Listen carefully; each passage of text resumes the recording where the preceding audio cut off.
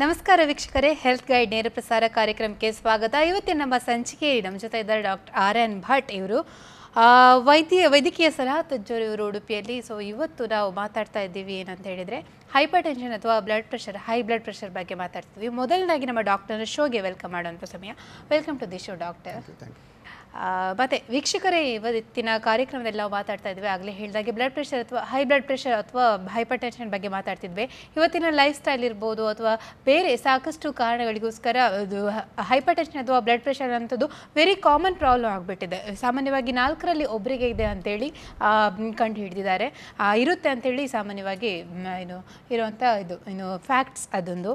ಅಲ್ಲೇನಂತ ಹೇಳಿದರೆ ಇವಾಗ ಈ ಒಂದು ವಾರವನ್ನು ಮೇ 17ಕ್ಕೆ ನಾವು ಹೈಪರ್ ಟೆನ್ಷನ್ ಡೇ ಅಂತೇಳಿ ಇದು ಕೂಡ ಅಬ್ಸರ್ವ್ ಕೂಡ ಮಾಡ್ತಾರೆ, ಸೆಲೆಬ್ರೇಟ್ ಕೂಡ ಮಾಡ್ತಾರೆ. ಸೊ ಹಾಗಾಗಿ ಒಂದು ವಿಶೇಷ ಕಾರ್ಯಕ್ರಮ ನಾವು ಮಾಡ್ತಾ ಇದ್ದೀವಿ ಹೆಲ್ತ್ ಗೈಡ್ನಲ್ಲಿ, ಹೈಪರ್ ಟೆನ್ಷನ್ ವೀಕ್ ಅಂತೇಳಿ ಮಾಡ್ತಾ ಇದ್ದೀವಿ. ಸೊ ಇವತ್ತಿನ ನಾವು ಸಂಚಿಕೆಯಲ್ಲಿ ಇನ್ಫಾರ್ಮೇಷನ್ ಕೊಡ್ತಾ ಇದ್ದೀವಿ, ಇದರ ಬಗ್ಗೆ ಮಾಹಿತಿ ಕೊಡ್ತಾ ಇದ್ದೀವಿ ಈ ಒಂದು ಕಾರ್ಯಕ್ರಮದ ಮುಖಾಂತರ.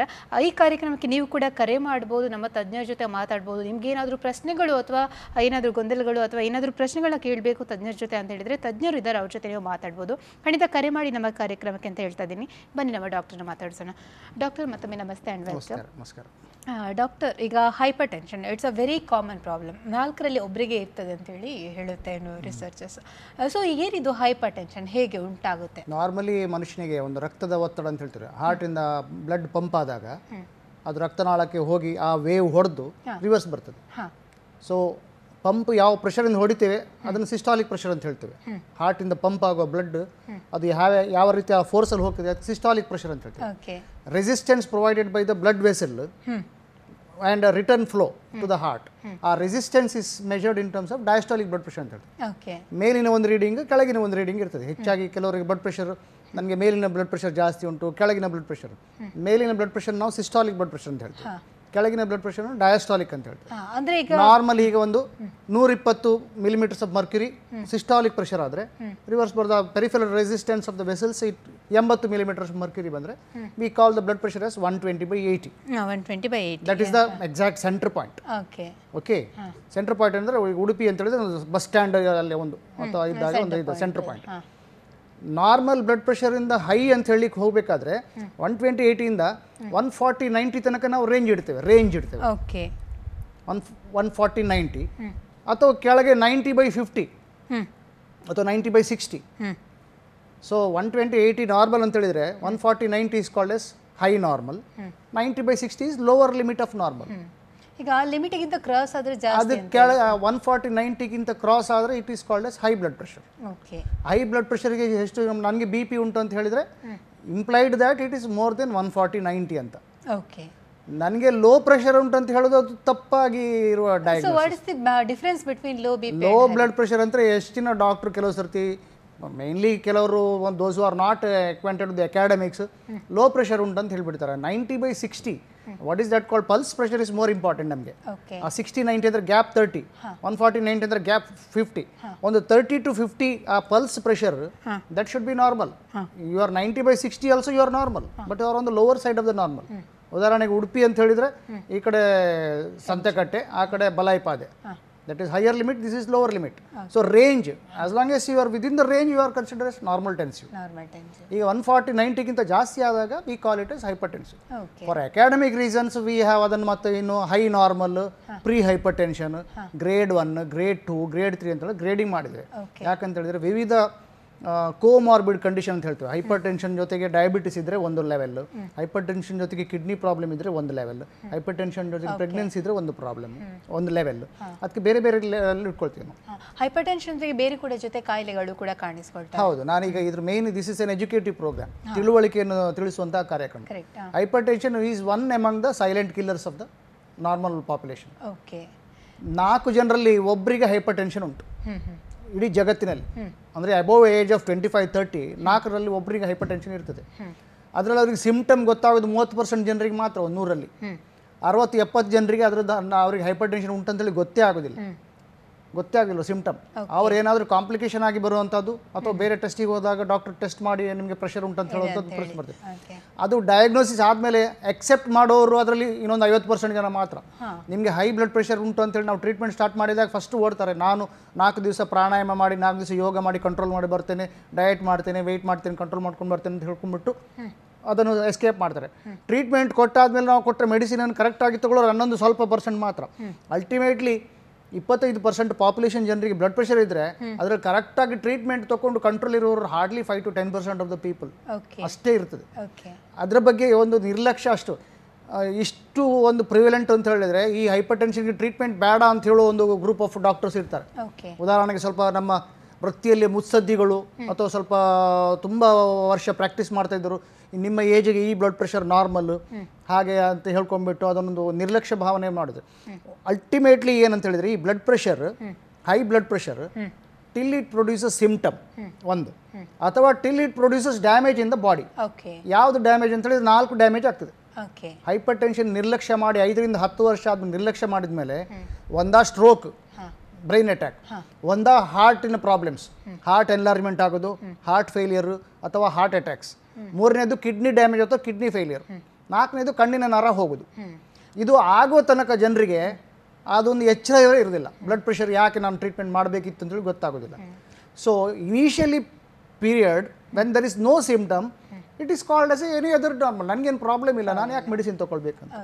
ಸೊ ಕನ್ಸಲ್ಟೆಂಟ್ ಅಥವಾ ಈ ಎಜುಕೇಟಿವ್ ಪ್ರೋಗ್ರಾಮ್ಸ್ ಅಥವಾ ಸ್ಪೆಷಲಿಸ್ಟ್ ಕನ್ಸಲ್ಟೇಷನ್ ಹೋಗೋದು ಯಾಕಂತ ಹೇಳಿದರೆ to make you aware of this complication. At the time of retirement you should not be a liability to the family, or you should not be a liability to the economy of the family. Imagine ಮಾಡಿ, ಒಬ್ಬರಿಗೆ ಒಂದು ಮಕ್ಕಳು ಅಥವಾ ನೀವು ದುಡಿತೀರಿ, age 55-60 ಆದಮೇಲೆ ನಿಮ್ಗೆ ಸ್ಟ್ರೋಕೋ, ಒಂದು heart ಅಟ್ಯಾಕೋ ಅಥವಾ ಒಂದು ಕಣ್ಣಿನ ದೃಷ್ಟಿಯೋ, ಕಿಡ್ನಿ ಡ್ಯಾಮೇಜ್ ಆದಮೇಲೆ ಎಷ್ಟು ನೀವು ಅದರಲ್ಲಿ ನಷ್ಟ ಅನುಭವಿಸ್ತೀರಿ. This damage, this loss can be prevented provided if you have taken proper treatment in the initial stages of hypertension. Same thing is true for diabetes, high cholesterol. ಇಂಥ ಈ 3 ಜನ ಒಂದು ರಾಕ್ಷಸರ ಥರ, they are called silent killers. They can hit any time to these 4 organs, ಕಣ್ಣು, brain, heart ಅಥವಾ kidney, and ಹೋಗಿಬಿಟ್ಟು it can incur a big loss to the family. Okay doctor, hypertension ಪರಿಣಾಮದ ಬಗ್ಗೆ ಮತ್ತೆ ಮಾತಾಡೋಣ. ಆದರೆ ಅದಕ್ಕಿಂತ ಮುಂಚೆ ನಾನು ಕೇಳಬೇಕು ಇಂಪಾರ್ಟೆಂಟ್ ಪ್ರಶ್ನೆ ಏನಂದರೆ, ಆ ಹೈಪರ್ ಟೆನ್ಷನ್ ಉಂಟಾಗಲಿಕ್ಕೆ ಏನು ಕಾರಣಗಳು? What are the causes? Commonest ಕಾರಣ ಅಂತ ಹೇಳ್ತೇವೆ ನಾವು, ಅದನ್ನು ಅನುವಂಶಿಯವಾಗಿ ಬರುವಂಥದ್ದು,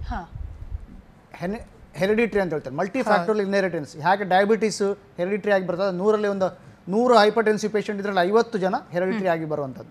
ಇನ್ನೂ ಒಂದು ಸ್ವಲ್ಪ 30-40 ಜನ due to abnormal life styles. ಈಗ ಪ್ರೆಸೆಂಟ್ ಜನ್ರೇಷನಲ್ಲಿ modernisation, lack of exercise, over weight, adhering to the western high salt, high sugar, high calorie diet, ಮತ್ತು stress involved in everything is target oriented. For example, ಈಗ ನೀವು ಈಗ ಇದರಲ್ಲಿ ಕೆಲಸ ಮಾಡ್ತೀರಿ, if your owner sets a target for you, you are under stress all the time. Along with that, when stress ಅಂತ ಹೇಳಿದ್ರೆ ನಿಮಗೆ ಎಕ್ಸಸೈಸ್ ಮಾಡ್ಲಿಕ್ಕೆ ಟೈಮ್ ಇಲ್ಲ, ಆ ಸ್ಟ್ರೆಸ್ಸಲ್ಲೇ ನೀವು ಇರ್ತೀರಿ. ಹೋಗಿ ಫಾಸ್ಟ್ ಫುಡ್ ಅಥವಾ ರಿಫೈನ್ಡ್ ಕಾರ್ಬೋಹೈಡ್ರೇಟ್ಸ್ ಅಥವಾ ಫ್ಯಾಟ್ ಕಂಟೆಂಟ್ ಇರೋ ಫುಡ್ಡನ್ನು ತಗೊಳ್ತೀರಿ, ಎಕ್ಸಸೈಸ್ ಮಾಡೋದಿಲ್ಲ. That will bring about a change in the body, causing some release of some abnormal hormones which can cause hypertension. Stressor hormones ಅಂತ ಹೇಳ್ತೇವೆ ನಾವು. ಹೈಪರ್ಟೆನ್ಷನ್ ಅದೊಂದು 30-40% ಹೈಪರ್ಟೆನ್ಷನ್ ಇದು ಕಾರಣ. Mainly over weight, lack of exercise, adhering to the westernisation ಅಂತ ಹೇಳ್ತೇವೆ ನಾವು. Westernisation of our diet. ನಮ್ಮ ಟ್ರೆಡಿಷನಲ್ ಡಯಟಲ್ಲಿ ಹಾಗೆ ಫೈಬರ್ ಹೆಚ್ಚು, ಮತ್ತು ನ್ಯಾಚುರಲ್ ಗ್ರೋನ್ ಫುಡ್, ಸ್ವಲ್ಪ ಸಾಲ್ಟ್ ರಿಸ್ಟ್ರಿಕ್ಟೆಡ್ ಡಯಟ್ ಹೇಗುಂಟು. ವೆಸ್ಟರ್ನೈಸೇಷನ್ ಡಯಟಲ್ಲಿ ಅದ್ರ ತದ್ವಿರುದ್ಧವಾಗಿರುವಂಥ ಒಂದು ಡಯಟ್ ಸ್ಟೈಲ್ ಇರ್ತದೆ. ಸೊ ಆ ಡಯಟ್ ಸ್ಟೈಲನ್ನು ಅಡಾಪ್ಟ್ ಮಾಡ್ಕೊಂಡವರಿಗೆ ಹೈಪರ್ ಟೆನ್ಷನ್ ಜಾಸ್ತಿ. ಸಣ್ಣ ಪ್ರಾಯದಲ್ಲಿ ಒಂದು ಶಾಲೆಗೆ 10ನೇ ಕ್ಲಾಸ್ ಹುಡುಗನಿಗೆ 80 kg ವೆಯ್ಟ್, ಅಥವಾ ಒಂದು 7ನೇ ಕ್ಲಾಸ್ ಹುಡುಗನಿಗೆ 60-70 kg ವೆಯ್ಟ್ ಅಂತ ಹೇಳಿದ್ರೆ invariably he will be a target of hypertension or diabetes or high cholesterol, cardiac problem.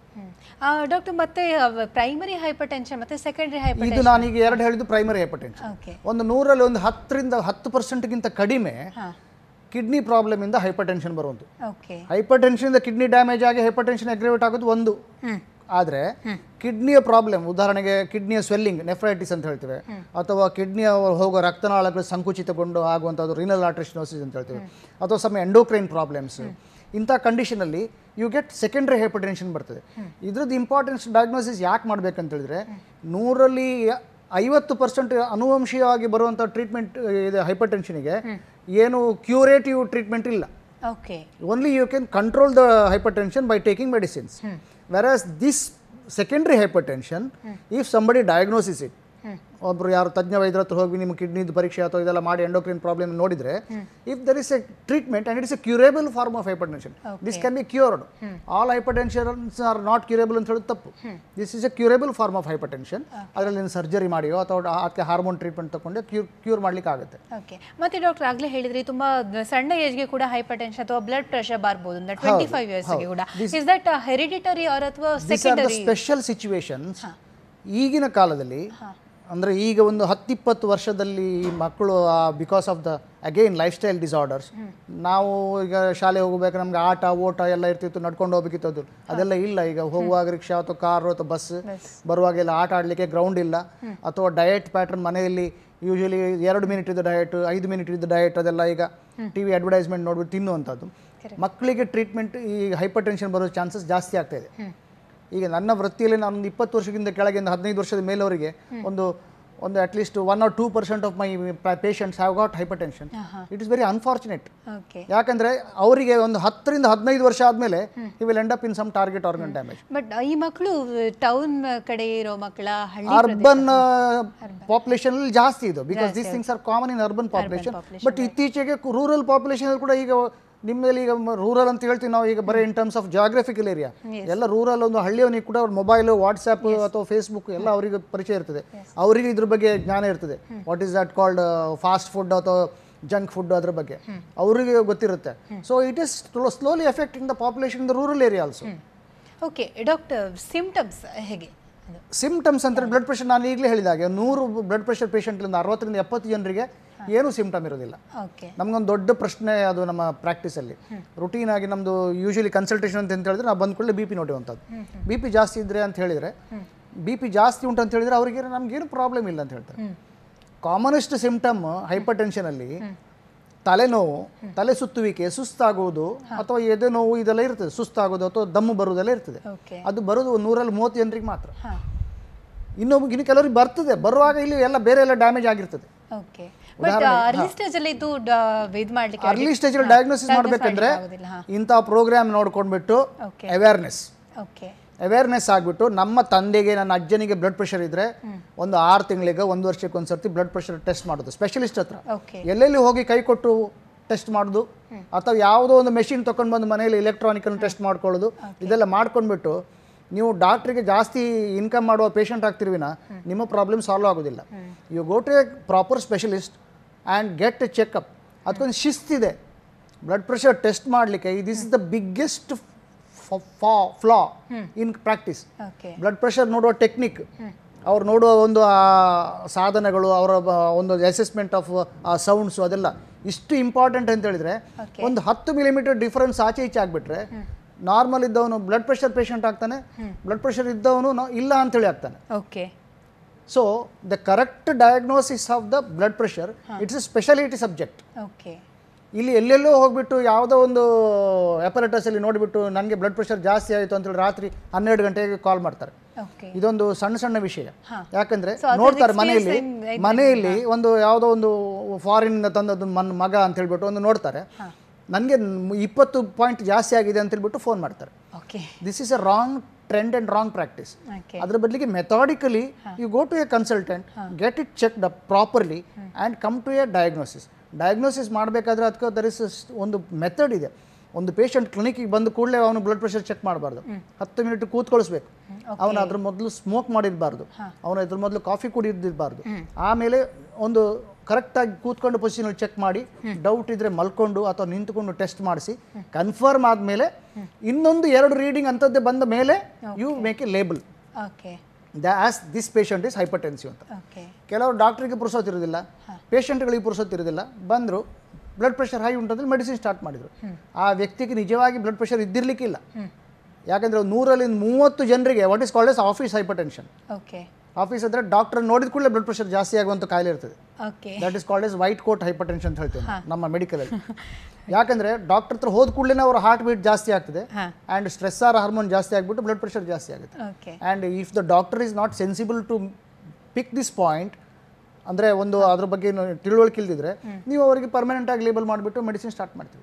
So ನೀವು ಹೇಳಿದ್ರಿ ಇವಾಗ ಇದು ಇನ್ಫಾರ್ಮೇಟಿವ್ ಪ್ರೋಗ್ರಾಮ್ ಅಂತ ಹೇಳಿ, ಸೊ ಇಟ್ಸ್ ಅಡ್ವೈಸಬಲ್ ಅಲ್ಲ ವರ್ಷಕ್ಕೊಂದ್ಸಲ ಡಾಕ್ಟರ್ನ ಕನ್ಸಲ್ಟ್ ಮಾಡುವಂಥದ್ದು ಈ ಥರದ್ದು ಇದಕ್ಕೋಸ್ಕರ? If provided if you have a risk factor, okay, if you are overweight, if you have got diabetes, ನಿಮ್ಮ ಫ್ಯಾಮಿಲಿಲಿ ಯಾರಾದರೂ ಬ್ಲಡ್ ಪ್ರೆಷರ್ ಇದ್ದರೆ ಅಥವಾ ಹಳೆ ಕಾಲದಲ್ಲಿ ಬ್ಲಡ್ ಪ್ರೆಷರ್ ಚೆಕ್ ಮಾಡೋ ಒಂದು ಹ್ಯಾಬಿಟ್ ಇರೋದಿಲ್ಲ, ಅವರು ಡೈಡ್ ಆಫ್ ಸ್ಟ್ರೋಕ್ ಅಥವಾ ಹಾರ್ಟ್ ಅಟ್ಯಾಕ್ ಆಗಿ ಡೆತ್ ಆಗಿದ್ದರೆ ಫ್ಯಾಮಿಲಿಯಲ್ಲಿ ಗೊತ್ತಿಲ್ಲದೆ, ಇಂಥ ಎಲ್ಲ ವ್ಯಕ್ತಿಗಳು ಒಂದು 6 ತಿಂಗಳಿಗೆ 1 ವರ್ಷಕ್ಕೆ, ಅಥವಾ if you are working under extreme degree of stress, for example the present generation of computer employees ಅಥವಾ ಸ್ಟ್ರೆಸ್ಫುಲ್ ಎನ್ವೈರ್ಮೆಂಟ್ ಇದ್ದವರು ಯಾರಿದ್ರು ಕೂಡ ಹಾಗಾಗಿ ಚೆಕ್ ಮಾಡಿಕೊಂಡು ಒಂದು ಕನ್ಫರ್ಮ್ ಮಾಡೋದು it is advisable. Okay doctor, ಆಗಲೇ ಹೇಳಿದ್ರಿ ನೀವು 2-3 ರೀಡಿಂಗ್ಸ್ ತಗೊಂಡು ಆಮೇಲೆ ಅದನ್ನು ಕನ್ಫರ್ಮ್ ಮಾಡ್ತಾರೆ ಅಂತ ಹೇಳಿ ಬ್ಲಡ್ ಪ್ರೆಷರ್.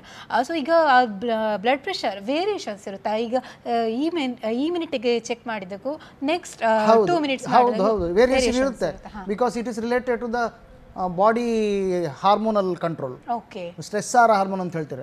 ಈಗ ನಾವು ನೀವೀಗ ಒಂದು ಒಳ್ಳೆ ರೀತಿಯಲ್ಲಿ ಮಾತಾಡ್ತಾ ಇದ್ದೇವೆ, ಒಂದು 5 ಮಿನಿಟಲ್ಲಿ ನಿಮಗೆ ಏನಾದರೂ ವೈಮನಸ್ಯ ಬಂತು ಅಥವಾ ನನ್ನ ಮೇಲೆ ಒಂದು ದ್ವೇಷ ಬಂತು, ನಿಮ್ಮ ಬಾಡಿಯಲ್ಲಿ ಕೆಲವು ಹಾರ್ಮೋನ್ಸ್ ರಿಲೀಸ್ ಆಗ್ತದೆ, ನ್ಯಾಚುರಲಿ ನಿಮ್ಮ ಪ್ರೆಷರ್ ಜಾಸ್ತಿ ಆಗ್ತದೆ. ಅದಕ್ಕೋಸ್ಕರ ಕಾಮನ್ ಆಗಿ ಮನೆಯಲ್ಲಿ ಗಂಡ ಹೆಂಡತಿ ಅಥವಾ ಇಂಥದ್ದು ಪ್ರಾಬ್ಲಮ್ ಇದ್ದರೆ ಡಾಕ್ಟರ್ ಇವರಿಗೊಂದು ಬ್ಲಡ್ ಪ್ರೆಷರ್ ಜಾಸ್ತಿ ಉಂಟಾ ನೋಡಿ ಚೆಕ್ ಮಾಡಿ ಅಂತ ಹೇಳ್ತಾರೆ. Because if your behaviour is becoming aggressive and you can become hypertensive because of that, or hypertension can lead to that cause effect ಗೊತ್ತಿರೋದಿಲ್ಲ. So it is better to check blood pressure and get it confirmed. ಆಮೇಲೆ ಇದು ಇಮೋಷನ್ಸ್ಗೆ related ಆಗಿದೆ ಅಂತ ಹೇಳಿದ್ರಿ ನೀವು, but ಏನಂತ ಹೇಳಿದ್ರೆ ಆ ಥರದ್ದು ಪರಿಸ್ಥಿತಿಗಳಿದ್ದಾಗ ಸೊ ಆವಾಗ ಇರೋ ಬ್ಲಡ್ ಪ್ರೆಷರ್ ಅದು ಪರ್ಮನೆಂಟಾ ಅಥವಾ ಅದು ಆ ಕಾಲಕ್ಕೆ ಮಾತ್ರ? ಅದು ಪರ್ಮನೆಂಟ್ ಇಲ್ವಾ ಅಂತ ಹೇಳೋದು ಆ ಡಿಸಿಷನ್ ತಜ್ಞ ವೈದ್ಯರೇ ತಗೊಳ್ತಾರೆ. ಯಾಕಂತ ಹೇಳಿದ್ರೆ after 2-3 readings consistently if your blood pressure is more than grade 1 ಅಥವಾ more than borderline, consistently high, and if you have any evidences of target organ damage, ಉದಾಹರಣೆಗೆ ಹಾರ್ಟಲ್ಲಿ ಏನಾದರೂ ಒತ್ತಡ ಇರುವಂಥ ಸಿಂಪ್ಟಮ್ಗಳು ECG ಯಲ್ಲಿ ಗೊತ್ತಾಗ್ತದೆ, ಕಿಡ್ನಿಯಲ್ಲಿ ಎನ್ಸೈಮ್ಸ್ ಎಲ್ಲ ಹೆಚ್ಚು ಕಡಿಮೆ ಆದರೂ ಗೊತ್ತಾಗುತ್ತೆ. ಅದೇ ರೀತಿ ಕಣ್ಣಿನ ದೃಷ್ಟಿಯಲ್ಲಿ ಹೈಪರ್ಟೆನ್ಸಿ ರೆಟಿನೋಪತಿ ಅಂತ ಹೇಳ್ತೀವಿ ನಾವು, ಕಣ್ಣಿನ ಡಾಕ್ಟರ್ ಪರೀಕ್ಷೆ ಮಾಡುವಾಗ ಗ್ರೇಡ್ 1 ಗ್ರೇಡ್ 2 ಎಲ್ಲ ಇದ್ದಾಗ then it has to be aggressively treated ಅಂತ ಹೇಳಿದ್ರೆ it should be kept under normal. This is what ಸಂಶೋಧನೆ ಮುಖಾಂತರ ತಿಳಿಸಿಕೊಡುವಂಥ ಒಂದು ವೈದ್ಯಕೀಯ ಶಾಸ್ತ್ರ ಇದು. ಕೆಲವರು ಟ್ರೀಟ್ಮೆಂಟ್ ತೊಗೊಳ್ಳೋದೇ 65-70 ವರ್ಷ ತನಕ ಬದುಕ್ತಾರೆ, 70 ವರ್ಷಕ್ಕೆ ಅವರು ಸಾವು ಅಥವಾ ಎಂಥದ್ದು ಹೀಗೆ ಹಾರ್ಟ್ ಅಟ್ಯಾಕಿಗೆ ಸಾಯ್ತಾರೆ. ಅವ್ರು ತಿಳ್ಕೊಳ್ತಾರೆ ನಾನು ಆಯುಷ್ ಆಯ್ತು ಅಂತ ತಿಳ್ಕೊಳ್ತಾರೆ. ಅವರು ಕರೆಕ್ಟಾಗಿ ಟ್ರೀಟ್ಮೆಂಟ್ ಮಾಡಿದರೆ for if you take life long treatment you can have a long life, longer longevity ಅಂತ ಹೇಳ್ತೇವೆ ನಾವು. 70 ವರ್ಷದ 65 ವರ್ಷಕ್ಕೆ ಹಾರ್ಟ್ ಅಟ್ಯಾಕ್ ಅಥವಾ ಸ್ಟ್ರೋಕ್ ಇದ್ದವನ ವ್ಯಕ್ತಿಗೆ ಟ್ರೀಟ್ಮೆಂಟ್ ಕರೆಕ್ಟಾಗಿ ತೊಗೊಂಡಿದ್ದಿದ್ರೆ ಅವನು 75-85 ವರ್ಷ ತನಕ ಯಾವುದೇ ಆರ್ಗನ್ ಡ್ಯಾಮೇಜ್ ಆಗಿದೆ ಬದುಕುವ ಸಾಧ್ಯತೆಗಳು ಹೆಚ್ಚು ಸಂಶೋಧನೆಗಳ ಪ್ರಕಾರ. ಮತ್ತು ಕೆಲವೆಲ್ಲ ಎಲ್ಲ ಟ್ರೀಟ್ಮೆಂಟ್ ತೊಗೊಂಡ್ರೂ ಕೂಡ ಕಾಂಪ್ಲಿಕೇಶನ್ ಆಗ್ತದೆ, ಬಟ್ ಚಾನ್ಸಸ್ ಆರ್ ಲೆಸ್. ಉದಾಹರಣೆಗೆ ಬ್ಯಾಡ್ ಹ್ಯಾಬಿಟ್, ಕೆಲವರು ಸ್ಮೋಕ್ ಮಾಡಿದವರಿಗೆ ಕ್ಯಾನ್ಸರ್ ಬರೋದಿಲ್ಲ ಅಂತ ಹೇಳ್ತಾರೆ, ಕೆಲವರು ಏನೂ ನೋಡಿರೋದಿಲ್ಲ, ಸ್ಮೋಕ್ ಮಾಡಿರೋದಿಲ್ಲ, ಏನಿರೋದಿಲ್ಲ, ಅವರಿಗೆ ಕ್ಯಾನ್ಸರ್ ಬರ್ತದೆ. These are all very rare things, but by and large commonly if well controlled hypertension, when well controlled diabetes ಇಂದ ನಿಮ್ಮ ಹಾರ್ಟ್ ಅಟ್ಯಾಕ್ ಚಾನ್ಸ್ ಅಥವಾ ಸ್ಟ್ರೋಕ್ ಆಗೋ ಚಾನ್ಸಸ್ 30-40% ಕಡಿಮೆ. ಓಕೆ, ಮತ್ತೆ ಡಾಕ್ಟರ್ ಆಗಲೇ ನಾವು ಮಾತಾಡ್ತೀವಿ ಪ್ರೈಮರಿ ಹೈಪರ್ಟೆನ್ಷನ್ ಮತ್ತು ಸೆಕೆಂಡರಿ ಅಂತೇಳಿ. ಸೊ ಯಾವುದೀಗ ಕ್ಯೂರೇಬಲ್ ಇವಾಗ? Primary hypertension is there is no cause, idiopathic ಅಂತ ಹೇಳ್ತಾರೆ, ಹೌದು ಹೆರಿಡಿಟರಿ. ಅದಕ್ಕೆ ಕ್ಯೂರ್ ಇಲ್ಲ, only control can be done throughout life. 50% ಹೌದು. 30% of hypertension due to abnormal life style. First line of treatment is life style modification. What is life style ಅಂತ ಹೇಳಿದ್ರೆ controlling your diet, doing exercise, doing relaxation exercises, ತುಂಬ stressful environmentally ಕೆಲಸ ಮಾಡದಿರುವಂಥದ್ದು, ಈ ಥರದ್ದೆಲ್ಲ. ಮತ್ತೆ ಕೆಲವೆಲ್ಲ ಈಗಿನ ಕಾಲದಲ್ಲಿ ಡಿಸ್ಕಸ್ ದಟ್ ಲೇಟರ್. ಈಗ ಏನಂತ ಹೇಳಿದ್ರೆ ಮತ್ತೆ ಈಗ ಟ್ರೀಟ್ಮೆಂಟ್ ಬಗ್ಗೆ ನಾವು ಮಾತಾಡ್ತಾ ಇದ್ವಿ. ಈಗ ಅದು ಲೈಫ್ ಲಾಂಗ್, ಈಗ ಒಂದ್ಸರಿ ಈಗ ಸ್ಟಾರ್ಟ್ ಮಾಡಿದ್ರೆ, ಇವಾಗ ಡಯಾಬಿಟಿಸ್ ಇದೆ, ಡಯಾಬಿಟಿಸ್ ಅಂತ ಹೇಳಿದ್ರೆ once treatment started it will continue till throughout the life ಅಲ್ವಾ? That is a wrong concept with so many patients. ಒಂದು ಸರ್ತಿ ಟ್ರೀಟ್ಮೆಂಟ್ ತಗೊಂಡ್ರೆ ಲೈಫ್ ಲಾಂಗ್ ತಗೊಳ್ಬೇಕಂತ ಹೇಳಿ ಅವರು ಡಾಕ್ಟ್ರನ್ನು ಕಣ್ಣು ಮುಚ್ಚಿ ಹಿಂದೆ ಆಚೆ ಓಡಿಕೊಂಡು ತಪ್ಪಿಸ್ಕೊಂಡೆಲ್ಲ ಹೋಗ್ತಾ ಇರ್ತಾರೆ, ಅಥವಾ ಏನಾದರೂ ಮಾಡ್ಕೊಂಡು ಕಂಟ್ರೋಲ್ ಮಾಡ್ಕೊಂಡು ಬರುವಂತೆಲ್ಲ ಮಾಡ್ತಾರೆ. That is not good. Actually ನಿಮ್ಮ ಬ್ಲಡ್ ಪ್ರೆಷರ್ ಅನ್ನು ವಿದೌಟ್ ಮೆಡಿಸಿನ್ ನೀವು ಕಂಟ್ರೋಲ್ ಇಡ್ತೀರಾದ್ರೆ ಮೆಡಿಸಿನ್ ಕೊಡೋದಿಲ್ಲ, ಲೈಫ್ ಲಾಂಗ್ ಇರ್ಬೇಕಂತೇನಿಲ್ಲ. Ultimately what is required is control of the blood pressure. ಯಾಕಂದರೆ ಕಾನ್ಸ್ಟೆಂಟ್ ಆಗಿ ಒಂದು ಒತ್ತಡ, ಈಗ ಇದ್ರ ಮೇಲೆ ಒಂದು ಒತ್ತಡ ಬೀಳ್ತಾ ಇದ್ದಾಗ ಒಂದು 5 ವರ್ಷ ನಂತರ ಇದು ಟೇಬಲ್ ಕುಸಿಯುವ ಚಾನ್ಸಸ್ ಇರ್ತದೆ. ಅದೇ ಥರ ರಕ್ತದ ಒತ್ತಡ ಜಾಸ್ತಿ ಆದಾಗೆ ರಕ್ತನಾಳಗಳು ತೆಳು ಆಗಿ ಒಂದು ದಿನ it will burst causing brain haemorrhage. ಅಥವಾ ರಕ್ತನಾಳಗಳು ಒತ್ತಡ ಜಾಸ್ತಿ ಆಗಿ ಹಾರ್ಟಿನ ಮೇಲೆ ಒತ್ತಡ ಬಂದು ಹಾರ್ಟ್ ಪಂಪ್ ವೀಕ್ ಆಗ್ತದೆ. ಆವಾಗ ನೀವು ಹಿಂದೆ ನೋಡ್ಲಿಕ್ಕೆ ಆಗೋದಿಲ್ಲ. ಆವಾಗ ನೀವು ಅಲ್ಲಿಂದ ಮತ್ತೆ heart specialist, kidney specialist, neurologist ಇವರನ್ನೇ ಹುಡ್ಕೊಂಡು ಹೋಗ್ಬೇಕು. ಸಾಮಾನ್ಯ ವೈದ್ಯರಿಂದ ಕಂಟ್ರೋಲ್ ಮಾಡ್ಲಿಕ್ಕೆ ಆಗೋದಿಲ್ಲ. ಆವಾಗ ನೀವು ಏನು ಮಾಡ್ಲಿಕ್ಕೆ ಆಗೋದಿಲ್ಲ. So always prevention is better than cure ಅಂತ ಹೇಳ್ತೇವೆ. ಇಲ್ಲಿ ಕ್ಯೂರ್ ಅಂತೇಳಿ ಇಲ್ಲ ಇದಕ್ಕೆ. It is better, control is better than struggling litre in your life. Control of blood pressure in initial stages. ನೀವು ಸಣ್ಣ ಪ್ರಾಯದಲ್ಲಿ ಮಕ್ಕಳಿಗೆ ಒಳ್ಳೆ ಶಿಸ್ತು ಅಥವಾ ಸಂಸ್ಕಾರ ಕೊಟ್ಟರೆ ಇಟ್ ಇಸ್ ಬೆಟರ್ ದೆನ್ ಅವರು ದೊಡ್ಡವರಾದ್ಮೇಲೆ ಆಂಟಿ ಸೋಷಿಯಲ್ ಎಲಿಮೆಂಟ್ ಆಗ್ತಾನೆ ಅಥವಾ ಅವನು ಅಡಿಕ್ಟ್ ಆದ ಅಂತ ಹೇಳ್ಬಿಟ್ಟು ಆವಾಗ ನೀವು ಕಣ್ಣು ಓಪನ್ ಮಾಡಿದ್ರೆ ಏನು ಉಪಯೋಗ ಇಲ್ಲ. ಸಂಸ್ಕಾರ ಅಥವಾ ನೀವು ಅದನ್ನು ಕರೆಕ್ಟಾಗಿ ಶಿಸ್ತಿನಲ್ಲಿ ಟ್ರೀಟ್ಮೆಂಟ್ ಮಾಡೋದಿದ್ರೆ ಡಯಾಬಿಟಿಸ್ ಆಗಲಿ ಬ್ಲಡ್ ಪ್ರೆಷರ್ ಆಗಲಿ initial 5 to 10 years of treatment it is going to protect you for a longer life. For long life initial treatment is always, this is called as legacy effect ಅಂತ ಹೇಳ್ತೇವೆ ನಾವು scientific language ಅಲ್ಲಿ. Legacy effect ಅಂತ ಹೇಳ್ತೀವಿ.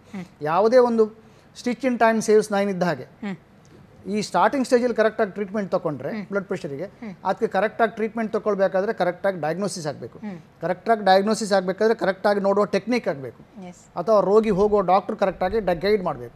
ಇವರು ಎಲ್ಲೋ ಒಂದು ಆಚೆ ಈಚೆ ನಕಲಿ ವೈದ್ಯರನ್ನು ಅಥವಾ ನಾಟಿ ವೈದ್ಯರ ಹತ್ರ ಹೇಳ್ಬಿಟ್ಟು ನಾಡಿ ಇಟ್ಬಿಟ್ಟು ನಿಮಗೆ ಬ್ಲಡ್ ಪ್ರೆಷರ್ ಜಾಸ್ತಿ ಉಂಟು ಅಂತ ಹೇಳ್ಬಿಟ್ಟು ನಾನು ಯಾರನ್ನು ಇಲ್ಲಿ ಅಂಡರ್ಮೇನ್ ಮಾಡೋದಲ್ಲ. ಅವ್ರವ್ರ ಕೆಪಾಸಿಟಿ ತಕ್ಕೆ even a staff nurse can be a better blood pressure recorder sometimes than the consultant doctor because she concentrates on the ಆ ಪರ್ಟಿಕ್ಯುಲರ್ ಸೌಂಡ್ಸು ಪುರ್ಸೋತಲ್ಲೆಲ್ಲ ಮಾಡ್ತಾರೆ. I am not justifying that who is right who is wrong are sitting on the judgement.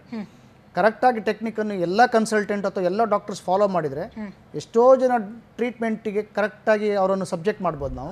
ಅವರಿಗೆ ಕರೆಕ್ಟಾಗಿ guide ಮಾಡ್ಲಿಕ್ಕೆ ಆಗ್ತದೆ. ಇಲ್ಲಿ difference is ಅಮಂಗ್ಸ್ಟ್ ನಮ್ಮ doctor ಒಳಗಡೆ. ಒಬ್ಬರು ಡಾಕ್ಟರ್ ಉಂಟು ಅಂತ ಹೇಳ್ತಾರೆ, ಇನ್ನೊಬ್ರು ಡಾಕ್ಟರ್ ಇಲ್ಲ ಅಂತ ಹೇಳ್ತಾರೆ. ಒಂದು ಲ್ಯಾಬೋರೇಟರಿಲಿ ವ್ಯಾಲ್ಯೂ ಕಡಿಮೆ ಅಂತ ಹೇಳ್ತಾರೆ, ಇನ್ನೊಂದು ಲ್ಯಾಬೋರೇಟರಿಲಿ. ಈ confusion it self causes lot of problems in patients and they are the victims of that confusion. Doctor ಇನ್ನಷ್ಟು ಮಾತಾಡೋಣ ಒಂದು ಸಣ್ಣ ಬ್ರೇಕ್. ಅಂದರೆ ವೀಕ್ಷಕರೇ ನೋಡ್ತಾ ಇದ್ರೆ ಅಲ್ವಾ, ಮಾತಾಡ್ತಾ ಇದ್ವಿ ಹೈಪರ್ ಟೆನ್ಷನ್, ಅದಕ್ಕೆ ಏನು ಕಾರಣಗಳು ಯಾವ ರೀತಿ ಉಂಟಾಗುತ್ತೆ, ಯಾವ ಥರದ ಹೈಪರ್ ಟೆನ್ಷನ್ ಇದೆ, ಯಾವ ರೀತಿ ನಮ್ಮ ಲೈಫ್ ಸ್ಟೈಲ್ ಚೇಂಜ್ ಮಾಡ್ಕೋಬೇಕು, ಮಾಡಿಫಿಕೇಶನ್ ಮಾಡ್ಕೋಬೇಕು, ಇದರ ಬಗ್ಗೆ ಎಲ್ಲ ಮಾತಾಡ್ತಾ ಇದ್ವಿ. ಇನ್ನಷ್ಟು ವಿಚಾರಗಳನ್ನ ಚರ್ಚೆ ಮಾಡಲಿಕ್ಕಿದೆ ಇವತ್ತಿನ ಹೆಲ್ತ್ ಗೈಡ್ನಲ್ಲಿ. ಆದರೆ ಅದಕ್ಕೂ ಮೊದಲು ಒಂದು ಸಣ್ಣ ಬ್ರೇಕ್.